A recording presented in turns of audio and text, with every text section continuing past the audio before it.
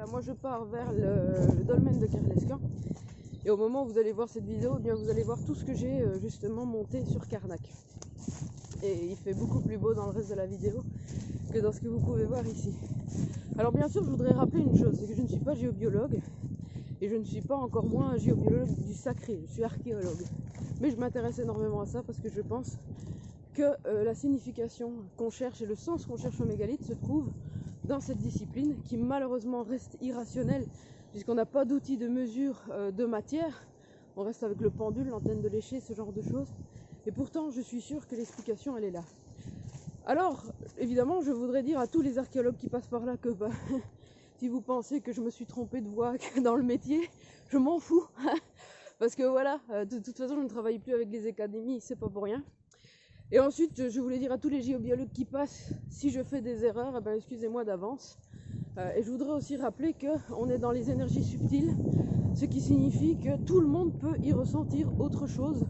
Ce n'est pas universel les vérités qu'on va trouver là-bas.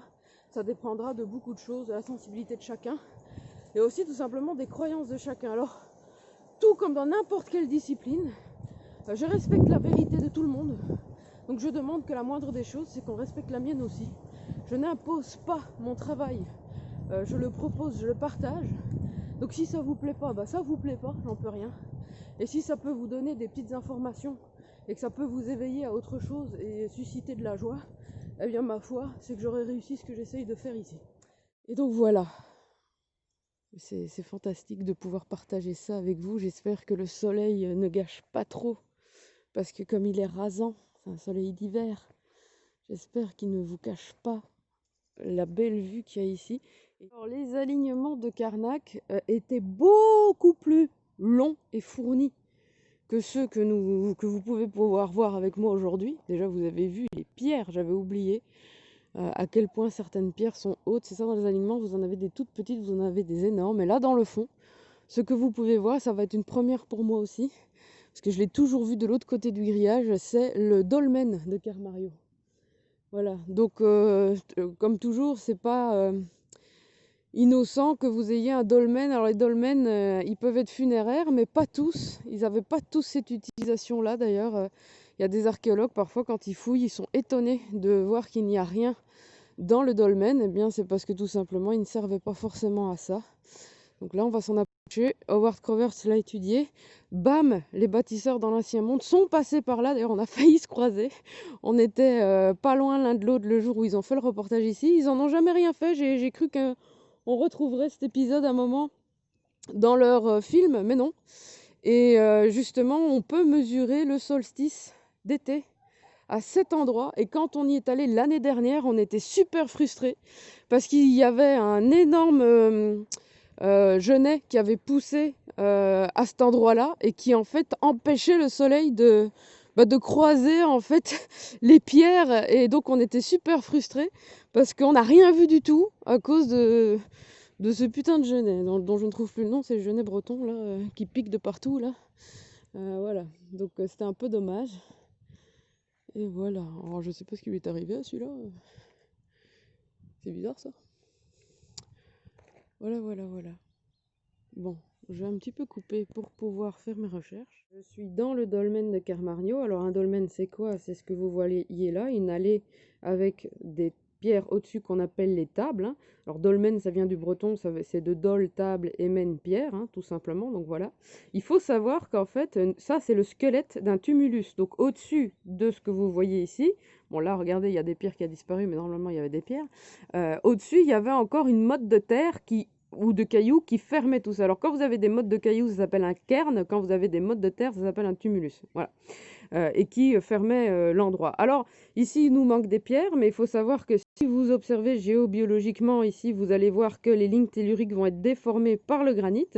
Le fait qu'il manque des pierres fait que le dolmen, malheureusement, s'il était énergétique, par exemple, si c'était ça son utilisation, ne va pas renvoyer autant d'énergie que s'il était encore entier avec ses tables, etc. Voilà.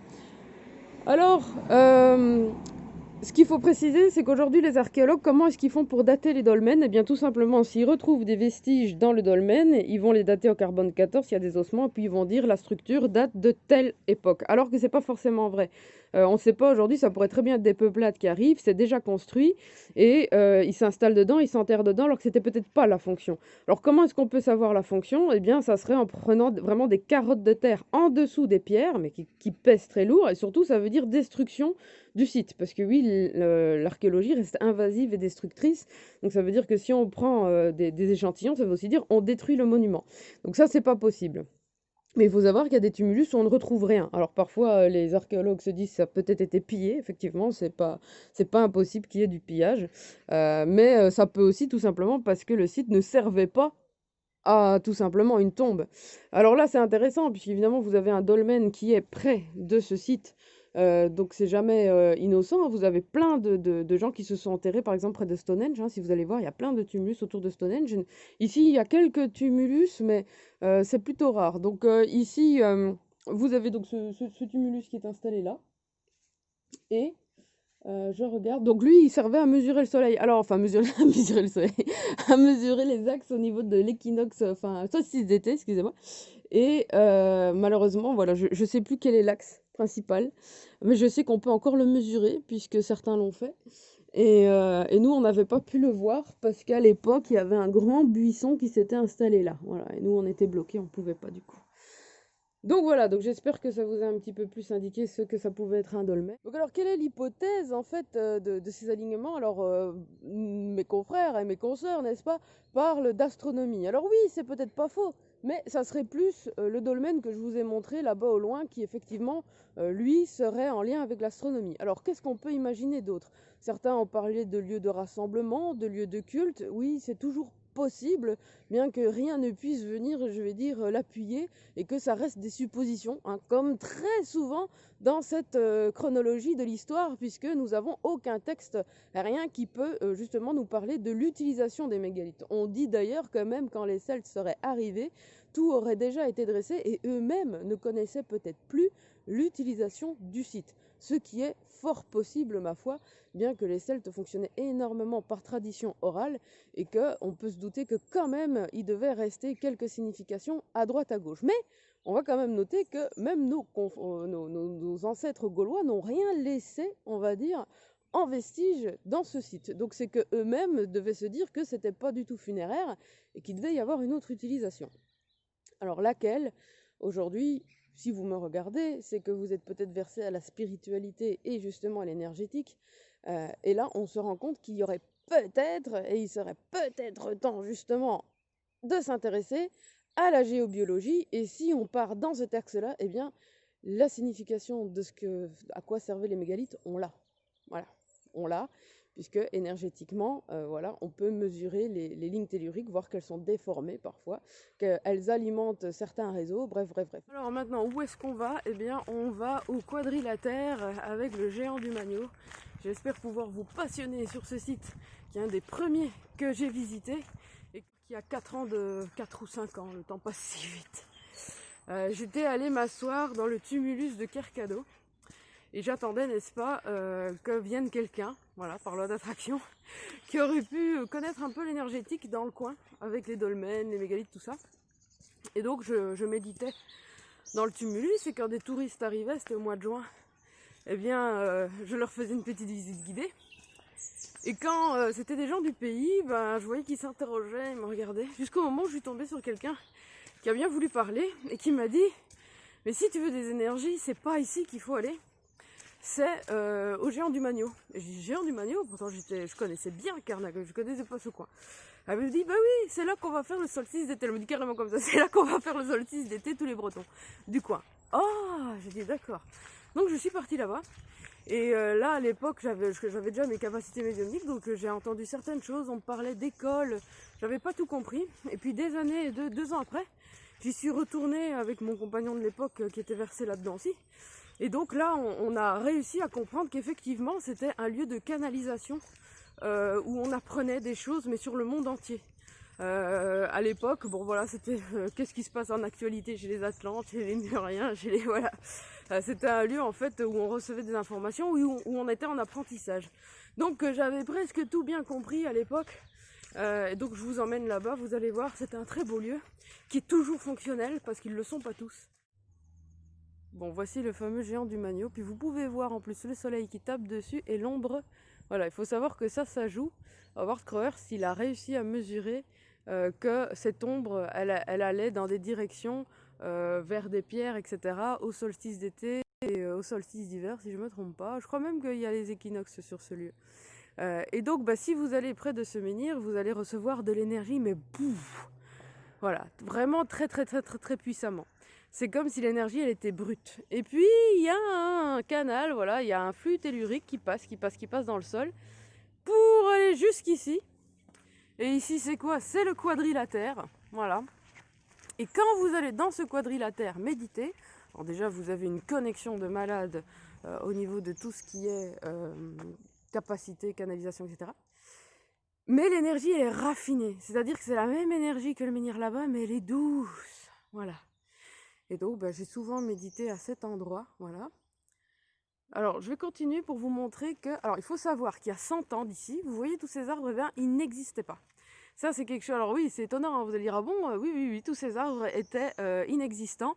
Le lieu était complètement découvert. Et du coup, justement, Howard Crowhurst, il dit que ce lieu, c'était un des lieux les plus hauts de Karnak et qui devait se voir aux alentours. Et que c'était pas un hasard, peut-être, justement, parce que de la manière dont il est construit, que ce lieu ne devait pas être caché.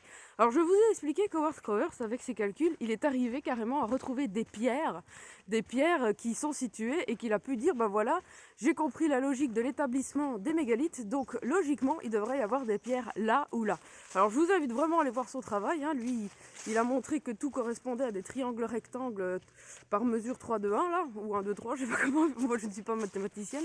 Mais donc, grâce à ça, dans le fouillis de la nature, ce monsieur a réussi à retrouver des mégalithes. Ah, voilà, essayez de ne pas me planter. Il a réussi à retrouver des mégalithes et je vais les chercher avec vous. Là, si je ne me trompe pas, je sais, alors c'est pas par là. Vous êtes en exploration avec moi. Voilà, il y en a une là. Alors qui, elle, justement, va aller travailler sur le niveau du chakra sacré. Si je ne me trompe pas. Alors c'était les Bretons la connaissaient comme une pierre de fertilité. Mais il faut savoir que cette pierre, elle n'est pas là au hasard parce que, encore une fois, elle va aider à mesurer tout ce qui est équinoxe, etc. Et donc, voilà, c'est ce que je vous disais précédemment. Ce monsieur, par ses calculs, il a retrouvé cette pierre. Donc il serait peut-être temps d'écouter les gens qui ont du bon sens, et parce que lui, en plus, il n'y a rien d'irrationnel, tout est mathématique. Donc il a fait des manuels, vous pouvez les trouver, tout est mathématique. Il faut savoir que ce monsieur est boycotté par la boutique justement des monuments historiques de Karnak, parce que en gros, ça n'a pas été pendu par un archéologue. Voilà. Et c'est simplement pour ça. Alors, je suis très contente pour lui parce que j'ai appris que son travail, il venait d'être justement mis en valeur par Cambridge, si je me trompe pas. Parce que les Anglais, ils se fichent. Les Anglais ont toujours été plus souples pour ça, de toute façon. C'est-à-dire que si tu as des idées, que tu sais les prouver, même que tu n'es pas archéologue, on va t'ouvrir une porte. Donc voilà. Et donc, vous pouvez voir plus loin qu'il y a la suite du quadrilatère. Et je vais vous conduire à une autre pierre, toujours trouvée par Howard Crowhurst. Hein. Maintenant, lui-même, il fait des visites ici. Qui est une petite pierre carrée, qui elle aussi est un indicatif dans tout ce qui est solstice et équinoxe. Voilà, je vous propose d'aller voir tout simplement, comme je l'ai déjà dit, ces conférences. Alors regardez, il y a des offrandes dessus. Bretagne, et ses mystères. Enfin voilà. Donc je vais pas m'asseoir dessus du coup, mais faut savoir que vous pouvez recevoir des choses aussi ici. Alors je sais pas, l'autre c'était la fertilité, je crois que celle-ci est la guérison, mais je sais qu'un jour on avait vérifié et que c'était inversé. Alors je sais plus laquelle est laquelle. Ce qui est sûr, c'est qu'il y a un fluide ici aussi et que encore une fois elle n'est pas placée ici pour rien. Donc en fait il y avait un jeu entre cette pierre là, celle que je vous ai montrée qu'on voit là-bas, et le géant du Magno qui est là-bas. Voilà. Ça me fait toujours plaisir, vous voyez, de voir ce genre de choses, parce que ça veut dire que petit à petit, le bon sens, honorer la nature et honorer ce que Gaïa nous donne, ça revient. Et donc, voilà, je vais vous conduire Maintenant, parce que vous voyez, je ne sais pas si vous savez observer, vous voyez le géant du Magno là-bas, si vous tirez une ligne droite, eh bien nous tombons sur cette pierre. Donc il y a bien un alignement, hein, on est d'accord. Et si on prend l'alignement de cette pierre-là et qu'on le tire tout droit, on tombe sur la pierre que je vous ai montré au début. Donc nous sommes bien sur un triangle, ce que démontre depuis un moment notre cher ami Howard Crowhurst. Et donc là, nous arrivons au géant du Magno. Voilà, géant pour lequel vous pouvez faire des soins. Je vais maintenant que les Bretons se sont cassés là. Hop. Ah, voilà. Ah. Donc là, je suis dans la zone, la bonne zone, pour recevoir le soin. Et puis je vais m'approcher maintenant, je vais me permettre de me faire un soin. Peut-être que vous, si vous êtes clairvoyant, clair-ressentant, eh bien mettez l'image sur pause et vous pourrez vous connecter à l'énergie de ce menhir et recevoir un soin à distance. C'est tout à fait possible. Je le salue dans la figure, mais je ne sais pas faire autrement. Rappelez-vous, quand vous voulez un soin de menhir, toujours vous coller dessus. Voilà. Et demander son activation. Voilà. Donc c'est ce que je vais faire. Et je vous laisse procéder vous aussi aux soins si vous avez envie à distance. Non, pour terminer cette visite, voici le quadrilatère. Voilà. Alors je ne sais pas si les murs sont d'une reconstitution, comme toujours, du début du XXe par les archéologues. Il faudrait retrouver les publications de Jean-Marie Le Rouzic, hein, qui est le grand archéologue, qui était un homme de la région et qui avait été l'élève de Mine, qui était un Écossais, qui avait fouillé la région et qui lui avait appris pas mal de choses. Donc voilà, alors est-ce qu'on peut s'imaginer qu'à l'époque, vous vous asseyez, il y avait un genre de professeur qui vous apprenait des choses, des petits affous d'époque, j'en sais rien, sur lesquels on s'asseyait et on recevait, je ne sais pas. En tout cas, nous allons y rentrer. Voilà, hop. Et je sais, alors directement que j'y rentre, j'ai exactement la même chose que j'avais la dernière fois.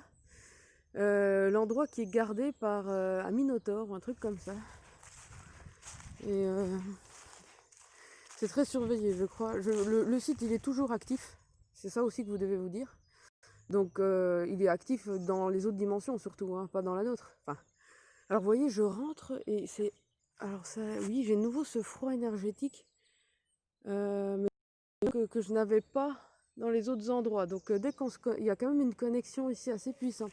Donc pareil, les gens, si vous savez, si vous êtes clair-ressentant, si vous savez vous connecter à distance, eh bien n'hésitez pas, mettez sur pause et connectez-vous à l'endroit. Et puis ça m'intéresserait justement de savoir ce que vous ressentez et que vous recevez dans ces lieux. C'est aussi très important que justement on recoupe nos informations entre nous, parce que c'est comme ça qu'on va avancer. Et c'est surtout en se disant, ben, si d'autres que vous trouvent la même chose que moi, ben, j'ai envie de dire, ça commence à être intéressant, quoi. Je sais pas si vous voyez, il y a quelqu'un là dans le fond. Il est en train de marquer un menhir. Je sais pas ce qu'il faut. Je vois, il dessine un cheval. Du coup, j'ai très envie d'aller voir. Bon voilà, du coup je suis allée voir le gars, il dessinait pas du tout un cheval. En fait il brossait la pierre parce qu'il essaye de trouver des visages dedans. Et en fait après il les sculpte dans de la terre glaise. M'a montré, c'est plutôt pas mal. Il s'intéresse beaucoup, donc du coup il sait sur l'utilisation des menhirs. Et du coup voilà, on a discuté ensemble. On a parlé de Howard Crowhurst, qui ne le connaît pas dans la région de toute façon. C'est lui qui a fait le meilleur travail. Et donc voilà, on a échangé et puis je suis partie. Les alignements de Kerlescan, mes alignements préférés à partir d'aujourd'hui.